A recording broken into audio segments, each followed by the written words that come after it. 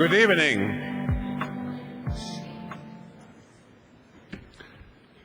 President Thabo Mbeki, President Abdoulaye Wade, President of Senegal, Excellencies, friends, a cordial welcome to the 17th meeting of the World Economic Forum on Africa. I first would like to thank all those members and partners who have been so engaged into the process we have established, a process to create better understanding for Africa and a process to create true partnerships. Let me just test and see who of you has been involved either here or in our special sessions on Africa in Davos more than 10 times. Please raise your hands. A special thank you for your loyalty. And of course, I didn't see you, Mr. President, raising your hand. Yes. So, a cordial welcome. And of course, I would like to greet particularly our co-chairs this year. We have an extraordinary array of experience and people who will lead us through the discussions. You have here on the stage already Tokyo Ezekwesili, and you have Cynthia Carroll, the Chief Executive of Anglo. As far as Tokyo is concerned, I do not know how really I should introduce you. I could do it in different manners, but I will refrain from it.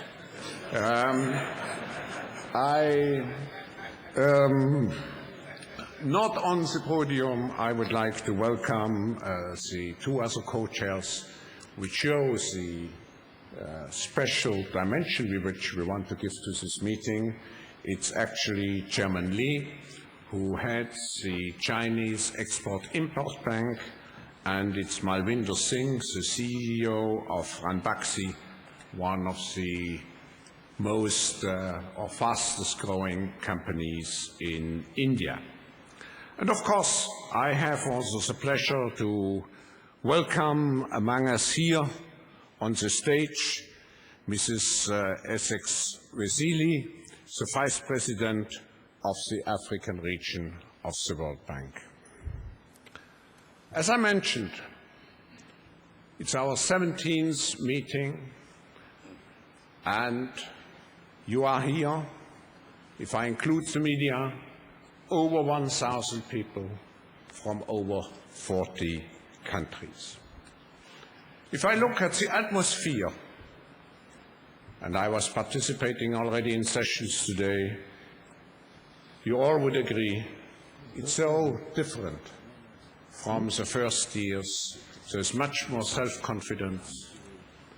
There's much more true African engagement and participation.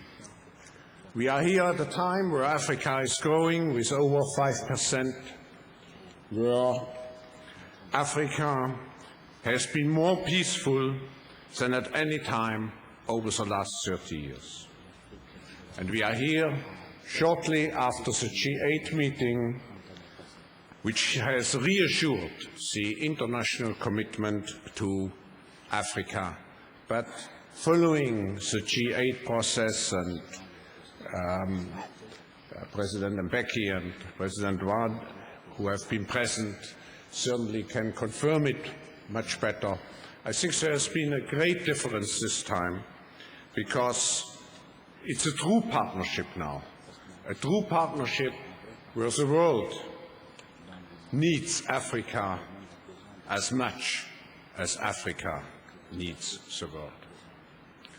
Before we go into the opening session, let me just lay out some of the major changes, some of the major forces, 5 major forces, which at the moment are resetting the global map. And 5 changes which in some way are relevant for our discussions over the next 36 or 48 hours. First, it's very clear that the world is moving into a multipolar world. More than 40% of global GDP and more than 40% of exports are generated by the developing countries. And even more important, more than 2/3 of foreign exchange reserves are held by the developing countries. We speak about the BRICS, and Mr. President, I always wondered what the S means at the end when people speak about the BRICS. Having prepared myself for this meeting, I now know it means South Africa. So it's not only Brazil, Russia, India and China, it's South Africa and Africa. We also, when we speak about multipolarity, we speak about the G8, which certainly does not anymore correspond to the real power, to the changing power equation which we have in our world.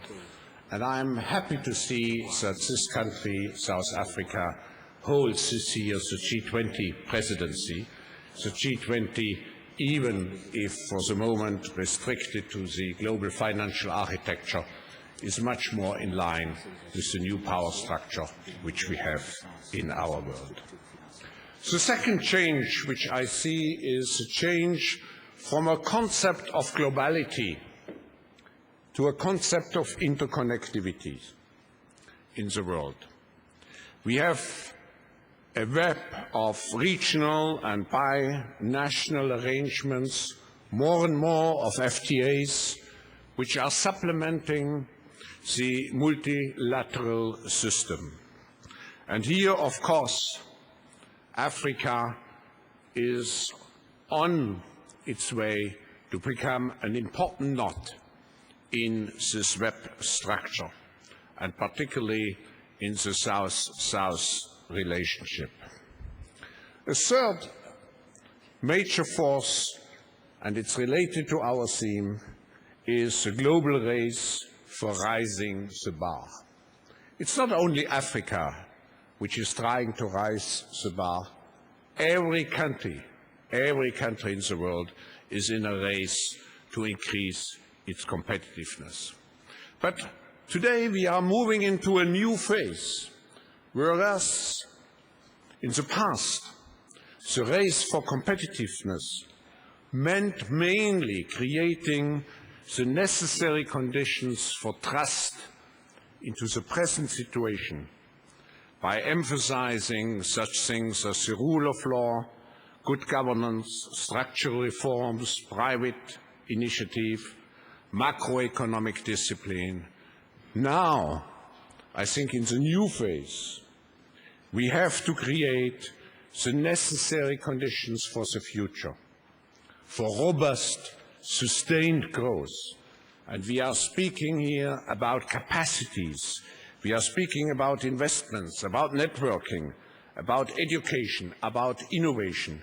And those are the themes of our meeting this year.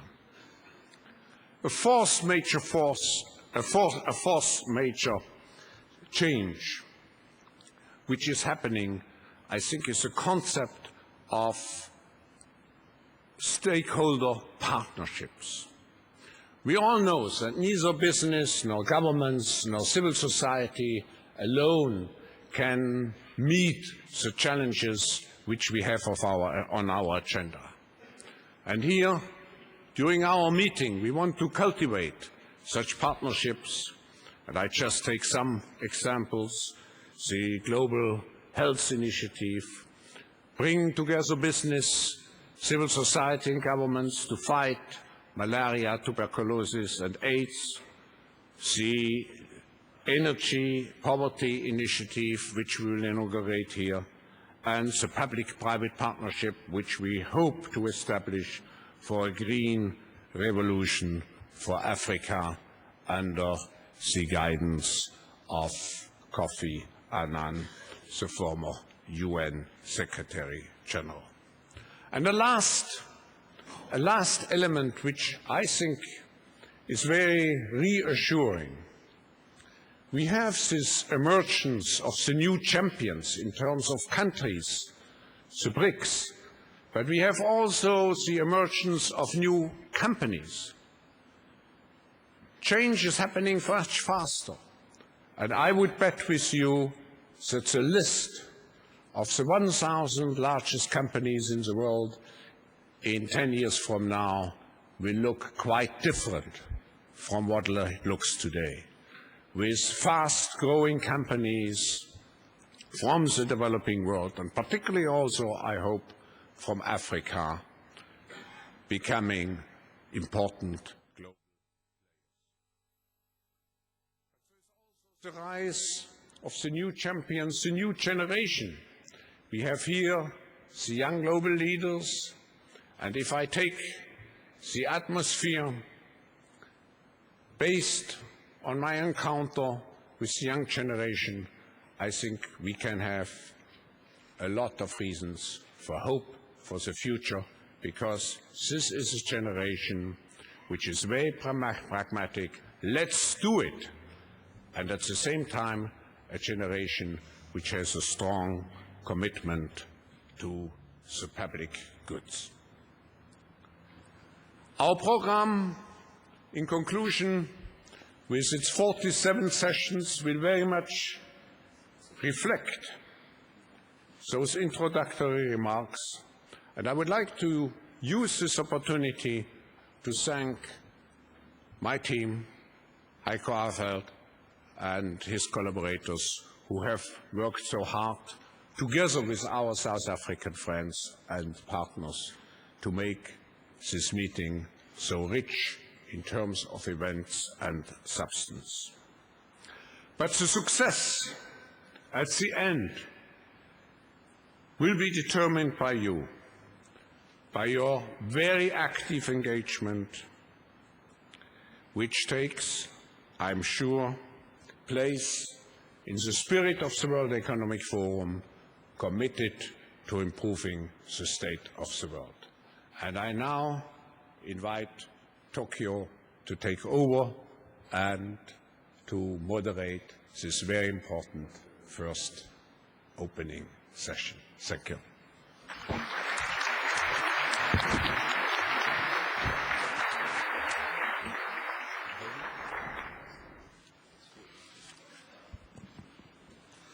I should indicate that I'm just a moderator. Whatever that means. President Mbeki says whatever that means. I can assure you I'm not moderate.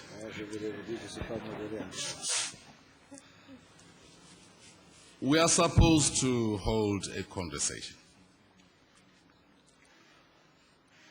And of course, the manner in which we are sitting here together with yourselves should convey the essence of a relaxed atmosphere. A conversation about our continent.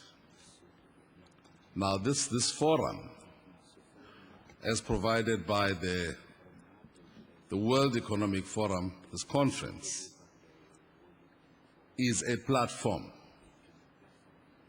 for sharing ideas. Quite often, critics, correctly so, sometimes not so correct, would ask as to whether this is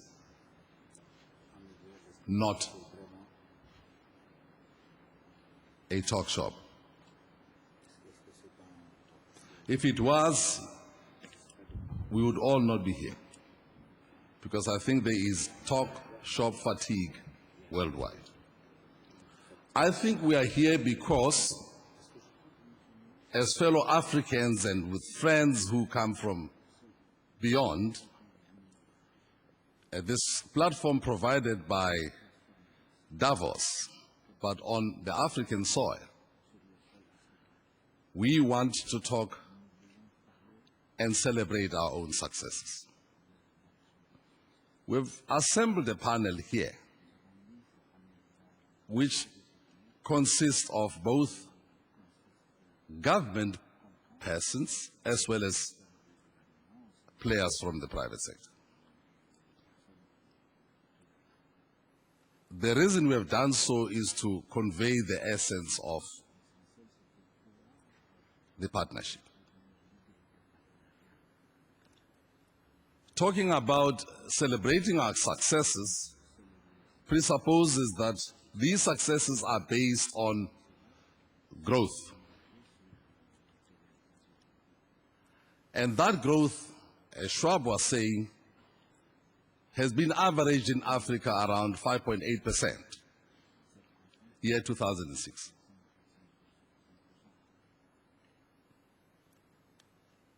The IMF has made a prediction that we may add another 1%. Now, a word of caution here. It's easy to talk about Africa's growth, mentioning a rounded figure. But we all well know that there are disparities. This growth is differentiated and doesn't apply equally to all African countries. So there are very fundamental and serious challenges confronting many, many other countries. For example, Angola. Angola has been averaging, it's now 17 point something %. But take Zimbabwe, it's in the negative. So this conversation wants to understand how we can go forward with building capacity in various forms so that this growth can not only be accelerated and increased, but it can be shared by all of us on the continent. So the platform provides a basis for a conversation of how best we can take this discussion materially forward. Years ago, it took courage on the part of President Mbeki, and I dare say that may be a pointer to his legacy. It took courage to stand up when it was not fashionable to do so, to state that this is Africa's century. But what we see is the Chindia approach. China and India are very bullish. So somebody can say, but how can it be our century? It took courage to speak about an African renaissance, that our time has arrived, when it was not fashionable to do so. And President Mbeki pointed out again to the fact that there will come a day when we say Africa has risen. But it cannot rise unless and until all the requisite fundamental partnerships are integrated, crucially government, the private sector, and the communities, to realize the African Renaissance so that we can identify this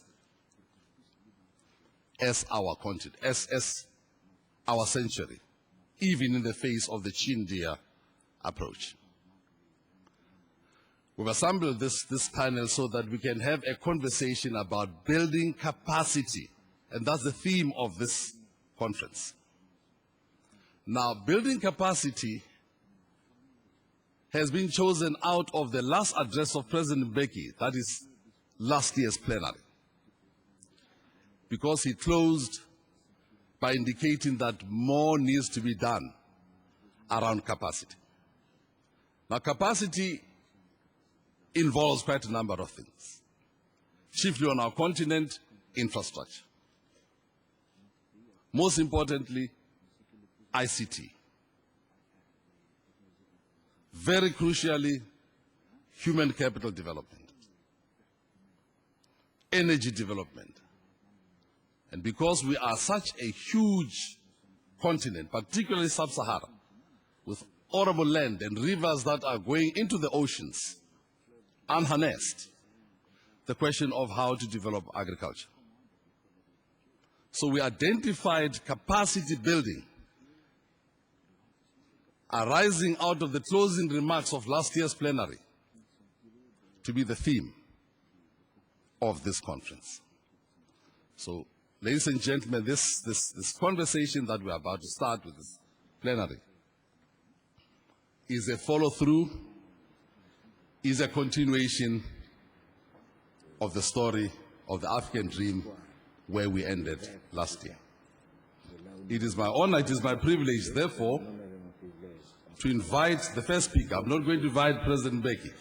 He has set the tone.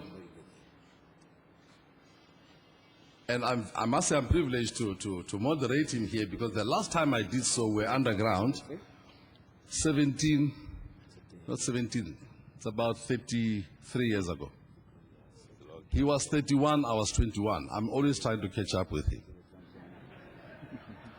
He was our political military commander, something that, President, I think you are shy to let the world know that you were a commander of some of the bad people like myself. And we used to moderate in underground discussions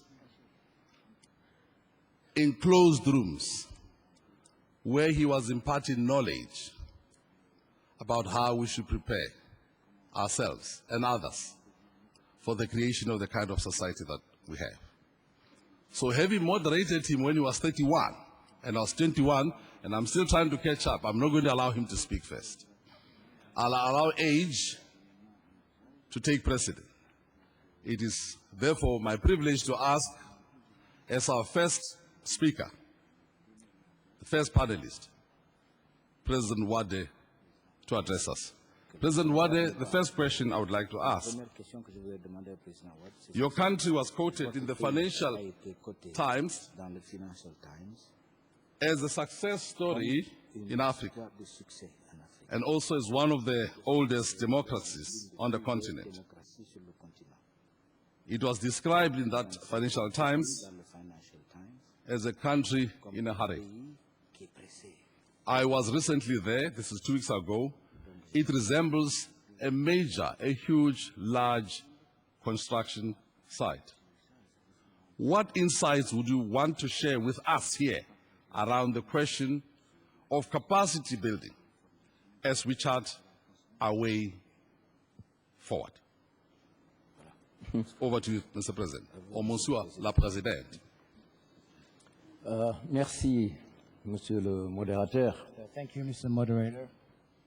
Je voudrais donc répondre à votre question I would like to ask you a question en étant très précis et très bref by being very precise and very pour brief permettre peut-être à l'auditoire de poser des questions. to enable the audition here to be able to ask questions. C'est vrai que le Sénégal est un success story It is true that Senegal is a success parce story que nous n'avons pas de pétrole, because we don't have oil. nous n'avons pratiquement pas de minerais très importants. We practically do not have important minerals. Ce qui est essentiel, c'est les peanuts. Our dont essential le prix production is peanut, n'est pas très bien au plan mondial. and the price is not that high worldwide. Mais j'ai pratiqué depuis 7 ans que je suis à la tête du Sénégal un modèle But for the past 7 years that I've been at the head of Senegal, I've qui been repose a set d'abord model, sur les ressources humaines, which is based on human resources ensuite sur l'imagination, la créativité and imagination and creativity et les bonnes relations and internationales the good international relations avec ceux qui ont l'argent. with those who have money.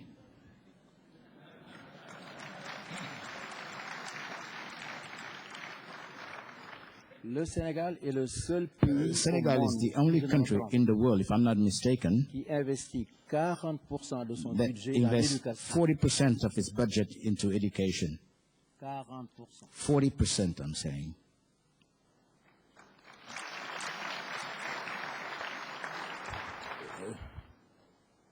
le développement sustainable growth nécessite des ressources humaines.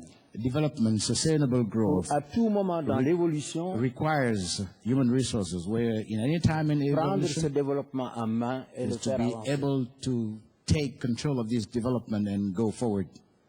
Mais si un pays se développe sans avoir les ressources humaines But if a capables country develops without having d'entretenir le développement, il human arrive tout de resources suite à capable des freins, of maintaining that, of course, they will bump into some holes and stop. J'aurais pu I could have rester au niveau des investissements de l'enseignement de l'Afrique, stayed at the level of qui est aujourd'hui d'à peu budget près 13%, let's plot into teaching in Africa, which is about consacrer le reste 13%, du budget à des dépenses somptuaires. and devote the rest of the budget to Et sumptuary peut-être que le expenditures. résultat que j'ai eu aux élections, And qui était de 56%, perhaps, serait encore meilleur. perhaps the results that I had at the election, which is over 56%, would have been better.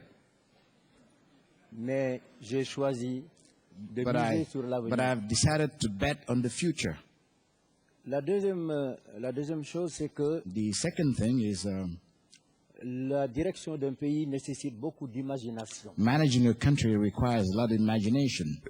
J'ai lancé, je ne voudrais pas vous surprendre, près de I've 200 projets launched, I don't want to surprise you, I've launched over 200 projects depuis 7 ans que je suis à la tête du for the Sénégal. past 7 years that I've been at the head of Senegal. Certains sont de grands projets. Some are huge Ils projects. sont réalisés, They've been realized. d'autres sont en train d'être réalisés. Some are being realized, being Pour vous implemented. donner des détails, I can give you details if you wanted to. c'est pourquoi on dit que This le is just, Sénégal they est said un that grand Senegal is a big Partout, construction site. les gens travaillent. People work everywhere.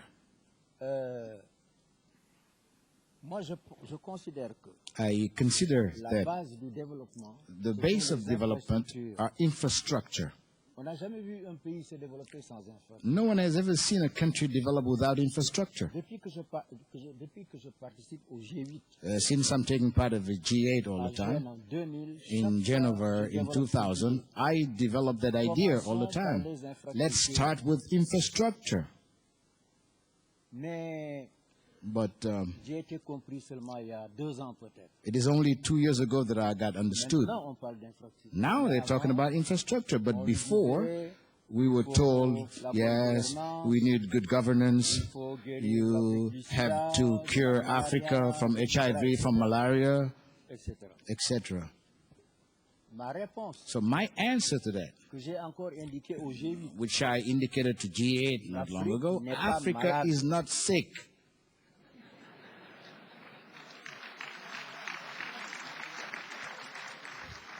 il y a des malades en Afrique. There are some sick people in Africa, but Africa is not sick.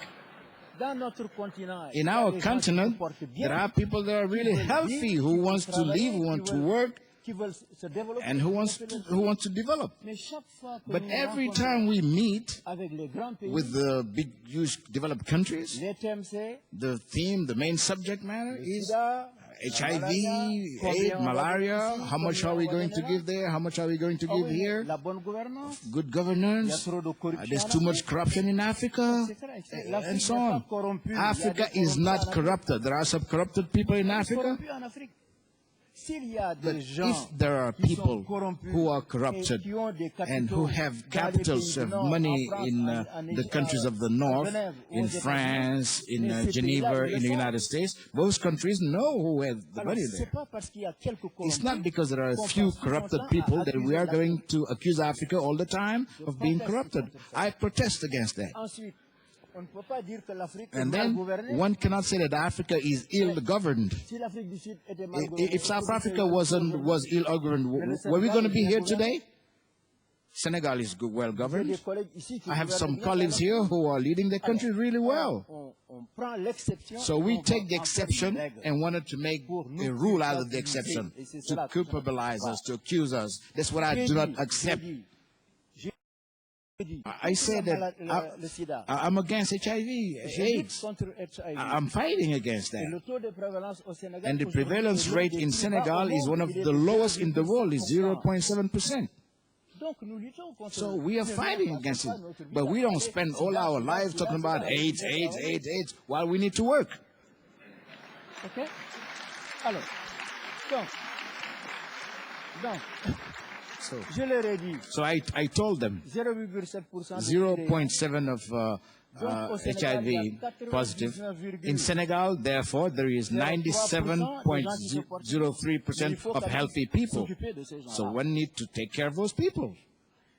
Et non pas seulement des gens And not only people who are qui sick, méritent d'être aidés. who of course La need to be deuxième chose helped. que je voudrais dire, The second thing I wanted to say c'est que, je l'ai répété, l'Afrique is n'est that pas I pauvre. repeated, Africa is not poor. L'Afrique a été appauvrie. Africa has been impoverished. L'esclavage, la Slavery, colonisation, la colonization, domination. domination. C'est connu. Everybody knows that. Tout ça a été développé dans All le of document that has du been MAP. developed in the MAP été fusionné document, avec le plan which Omega was fused with the Omega plan that I did. I'm not coming back on that, Mais je vais tout de suite but passer I'm à going votre to deuxième thème parce go qu'il y a to une your liaison second énergie. thing because there is a link with On ne peut energy pas matter. développer un One continent cannot ou un pays develop s'il a n'y a pas continent d'énergie. if there is no energy. L'Afrique a de l'énergie. Africa has energy. L'Afrique exporte beaucoup de Africa pétrole. exports a lot of Le oil. tiers de la consommation The américaine third American est consumption ici en Afrique. comes from Africa. Est-ce qu'on peut comprendre Can one understand that some African countries produce oil, en abondance? a lot of oil, Algeria, Le Nigeria, Niger, L'Angola. Nigeria, Angola, le Gabon, Gabon, le Congo-Brazza, Congo, Brazzaville. et qu'au même moment, And nous, par while exemple, at the au same Sénégal, time, we in Senegal, il nous manque we are pour faire missing, avoir de l'électricité. we don't have electricity. La hausse du prix du pétrole en 2005 The staggering rise of oil price in 2005 brought us to raise augmenter la note to raise the oil de bill. 110 milliards, We had 220 to millions pay de dollars.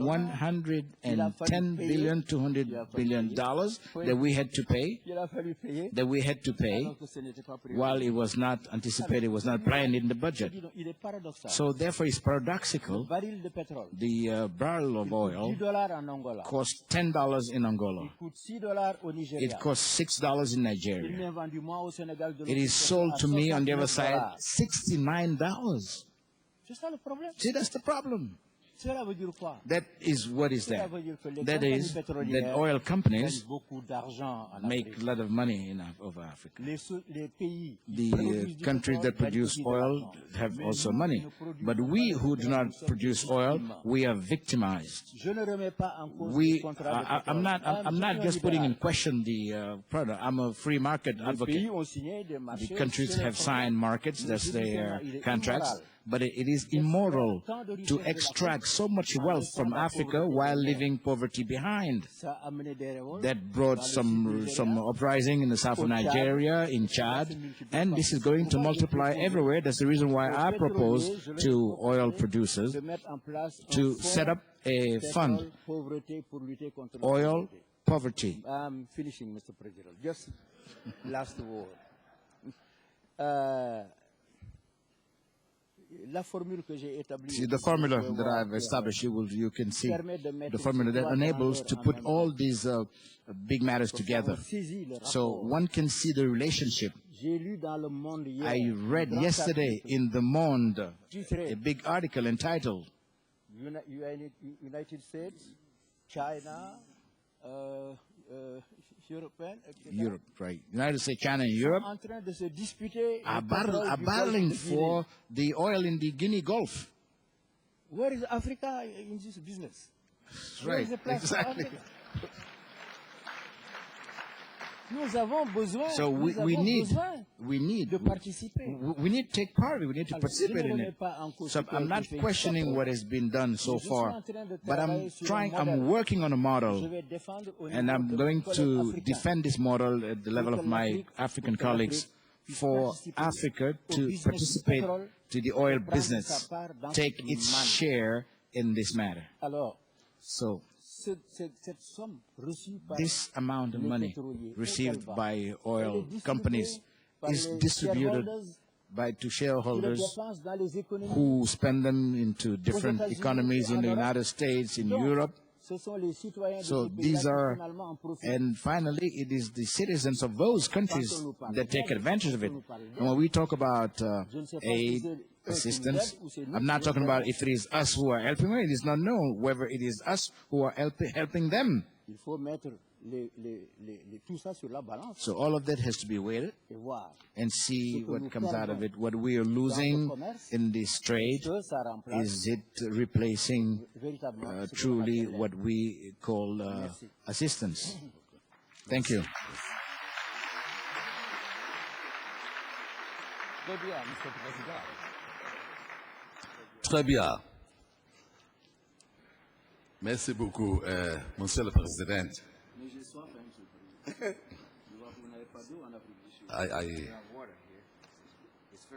I didn't want to provoke the President to speak French. That's all I know.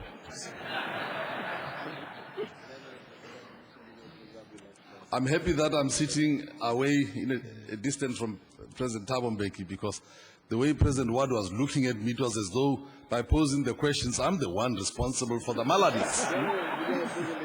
So, Mr. President, I hope I'm in your good books. I don't want to be. Please don't look at me when you speak.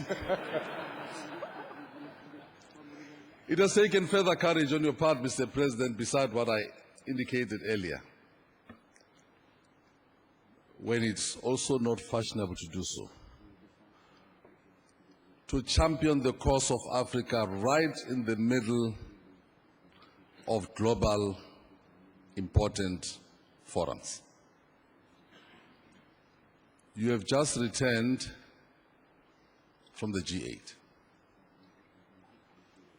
What are you saying to them about this continent that you have claimed, correctly so,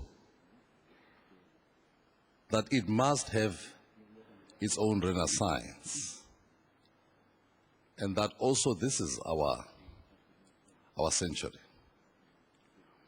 You closed last year's conference with a challenge around building capacity.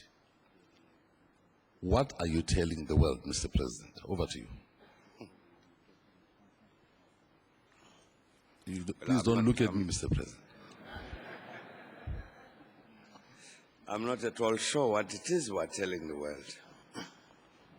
But perhaps let me join Professor Klaus Schwab here in saying welcome to everybody who comes from outside of South Africa. We're very, very pleased indeed that you are here. I do hope that all of us are carrying some warm clothes. President Mwanawasa, I hope you got some warm clothes. This is not Lusaka. Okay. But let me say that this topic, building capacity for the future,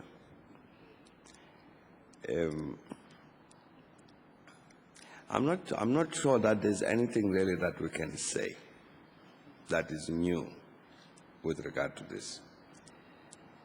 President Ward has mentioned some of these matters critical to that capacity. I mean, here you have this continent, which I think all of us are familiar with, which in aggregate terms is identified by poverty, identified by underdevelopment, identified by as the one continent in the world which is unlikely, so it is said, to meet the Millennium Development Goals by 2015. But at the same time, as President Ward said, in many ways it's not a poor continent. So what is it that needs to happen? Is building capacity for the future. I mean, the future we have got to talk of, future that we must speak about, obviously must be a future of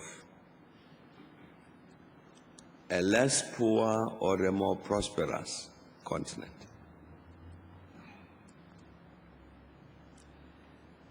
A more developed continent, a continent that is catching up with the rest of the world. That's the future. And I think as Africans we have said the things that President Watt has just indicated. There are certain critical interventions that need to be made. One of them is the education matter, to which he referred, a development of this human resource on the continent. Is addressed the matter of infrastructure, including energy infrastructure.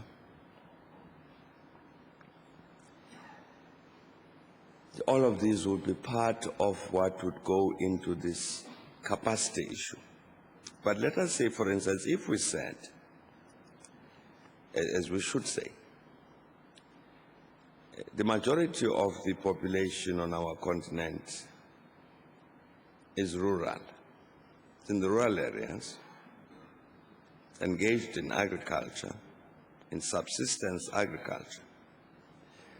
So obviously, if we're talking about an Africa of the future that is growing out of poverty and underdevelopment, development and so on, we must say, what do we do about this agriculture? So,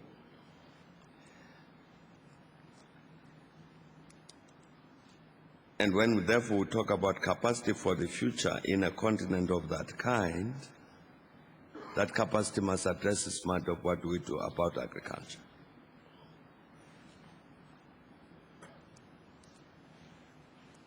And then if we say that, okay, we can do the following things, whether it's water or land reform or rural roads or electrification and so on,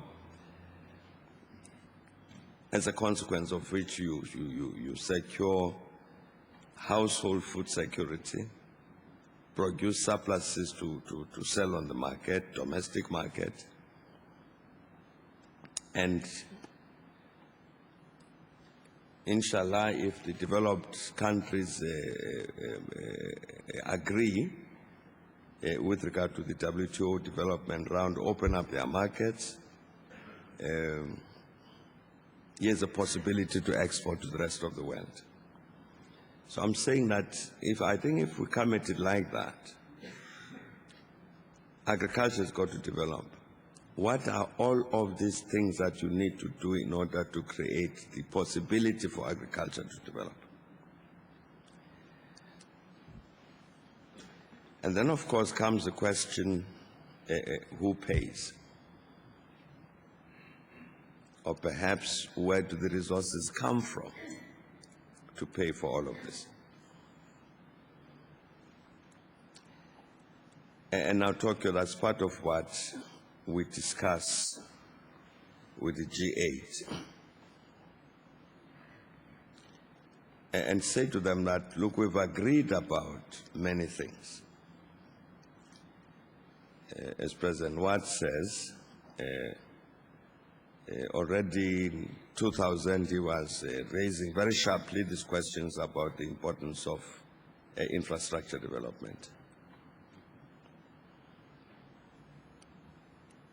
Raising also very sharply these questions of education.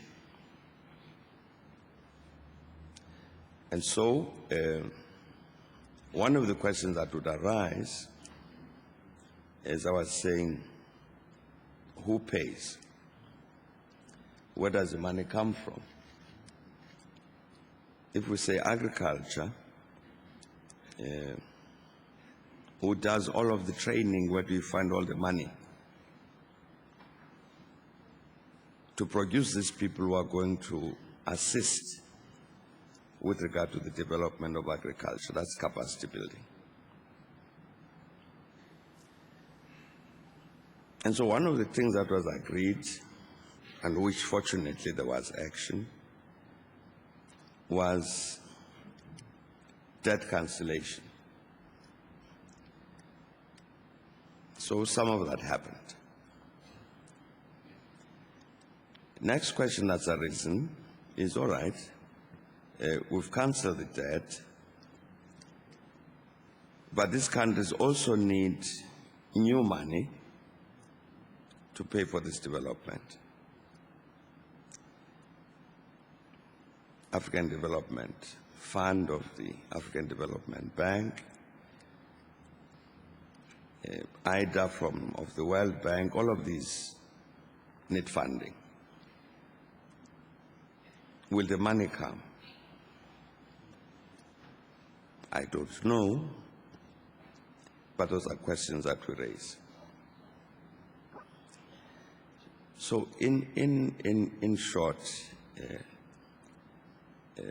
Chairperson, I'm trying to say,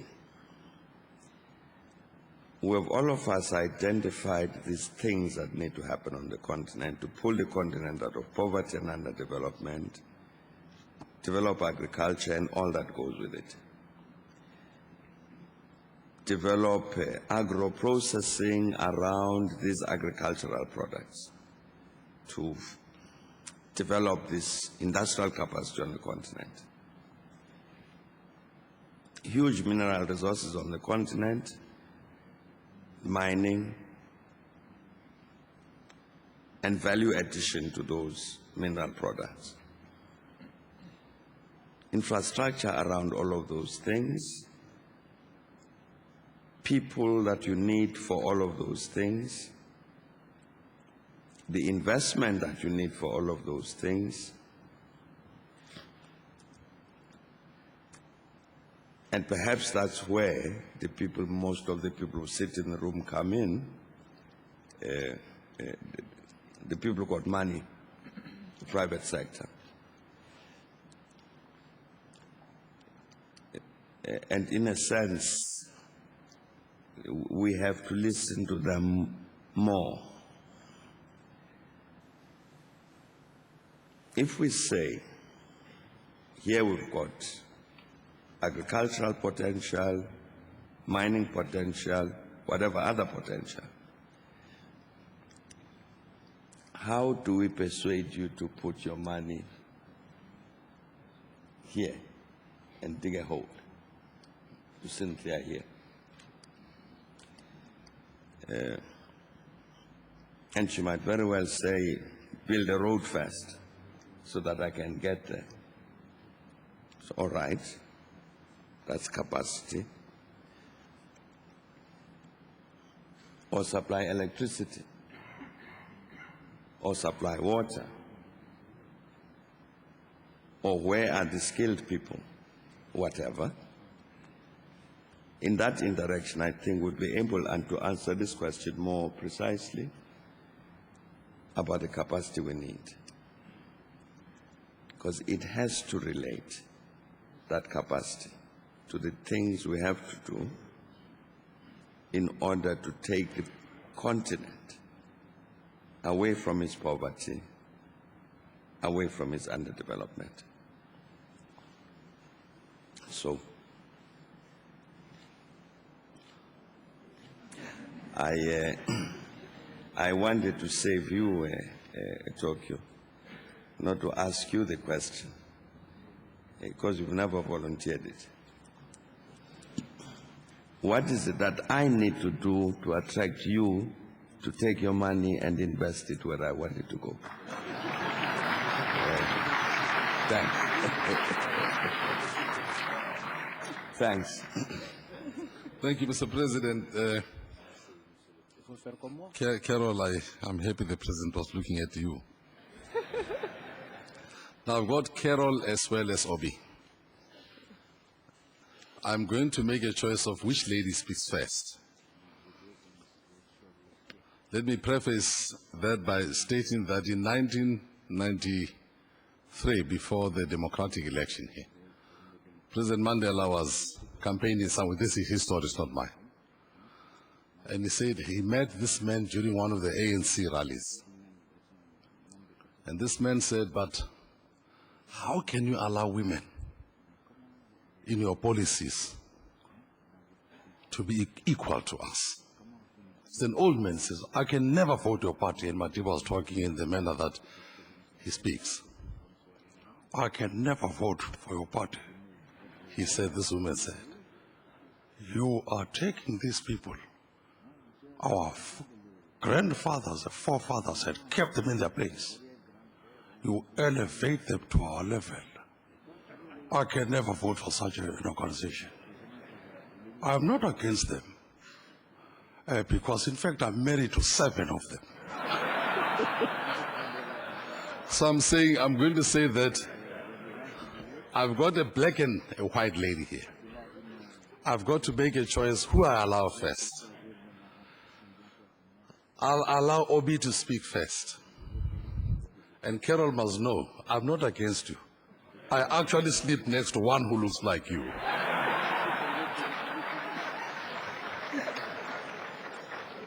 Obi, you are Vice President of the World Bank. Now, besides dismissing your bosses,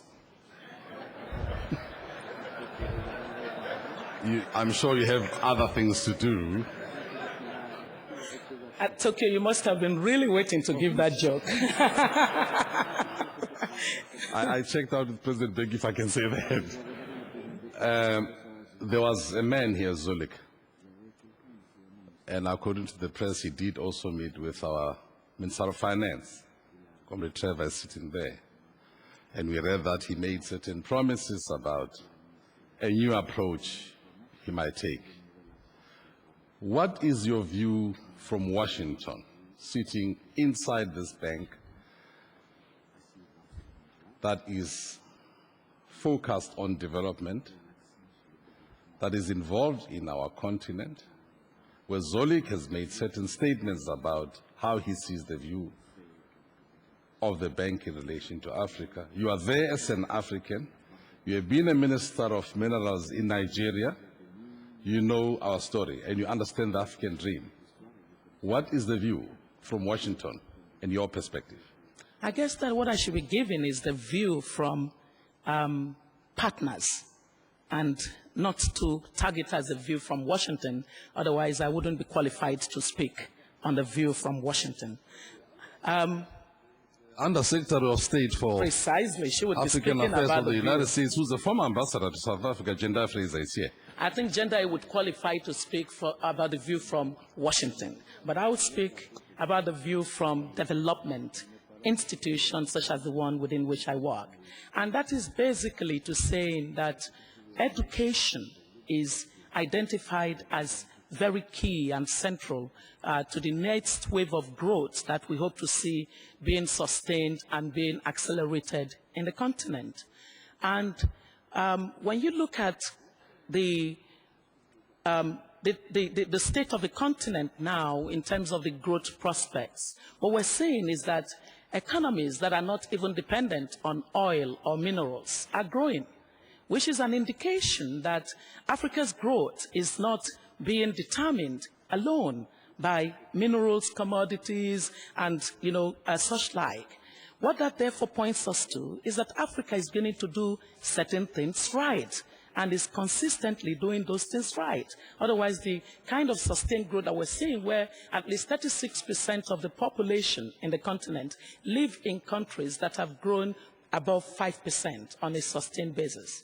And that is an indication that the right policy choices are working. And so going forward, how do we sustain this growth? How do we sustain this growth so that the citizens actually feel that this growth is for them and that it's not just a statistical number? And that's where the issue of making the growth work for the people therefore comes in. How do we develop the capacities of the governments to be able to distribute the growth, the dividends of the growth? How do we look at the issue of education and take it beyond the just basic education and begin to anticipate that new sectors are emerging in the continent, and that these new sectors that are emerging are going to need a pool of talented, competent Africans to drive the process of their emergence? How do we look at the whole infrastructure deficit that we see in the continent? Africa would require an annual investment of at least $20 billion for infrastructure. Where is that money going to come from? I think that really is the question that President Mbeki was asking, that who's going to bear the cost? And I make bold to say that it is becoming increasingly evident that African governments are keeping their promise that they made when the discussion with the G8 happened. More and more improvements are happening in terms of good governance, in terms of right policy choices. Now what needs to happen is that the other side must come through with the promises. I put it this way, that Africa has had enough declarations that it is now the season for Africa to see action. And so that action must come from all parties. It must come from the governments identifying the most important points of investment to deepen their capacity.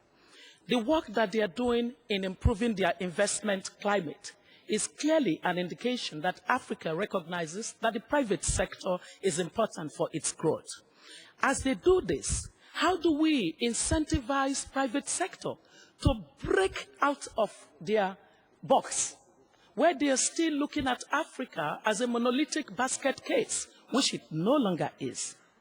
And clearly, how do we now begin to find creative financing tools that would leverage not just the kinds of resources that the World Bank and the multilateral institutions can bring to the table, but also the private sector, and then the resources of these governments? How do we deepen the financial systems and the financial sector in these countries? A lot of domestic resources is important for the growth of Africa.